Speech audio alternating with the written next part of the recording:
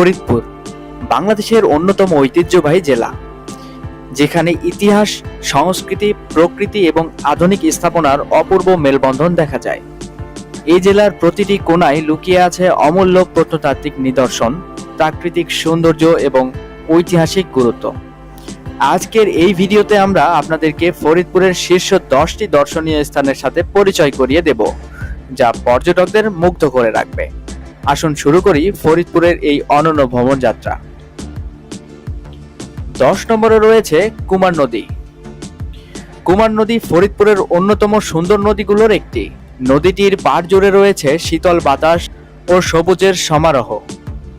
স্থানীয়রা এখানে এসে প্রাকৃতিক সৌন্দর্য উপভোগ করেন এবং নদীতে নৌকা ভ্রমণ করতে পছন্দ করেন। 8 নম্বরে রয়েছে পল্লীকবি জসিমউদ্দিনের বাড়ি।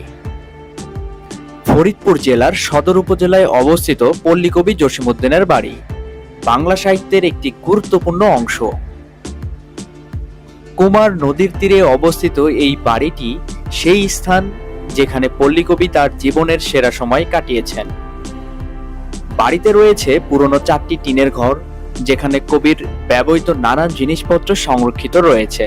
কবির জীবনের গল্প এবং তার লেখা চিত্রিত রয়েছে বাড়ির চারপাশে। এছাড়াও বাড়ির উত্তরে রাস্তার পাশে রয়েছে কবির কবরস্থান। পল্লীকবি জসিমউদ্দিন 1976 সালে মৃত্যুবরণ করেন এবং তার পরিবারের অন্যান্য সদস্যদের সাথে এখানে সমাহিত রয়েছেন। 7 নম্বরে রয়েছে গেরোদা ফলক। ফরিদপুর সদর থেকে 7 কিলোমিটার দূরে অবস্থিত গেরোদা ফলক একটি প্রাচীন আরবি শিলালিপি।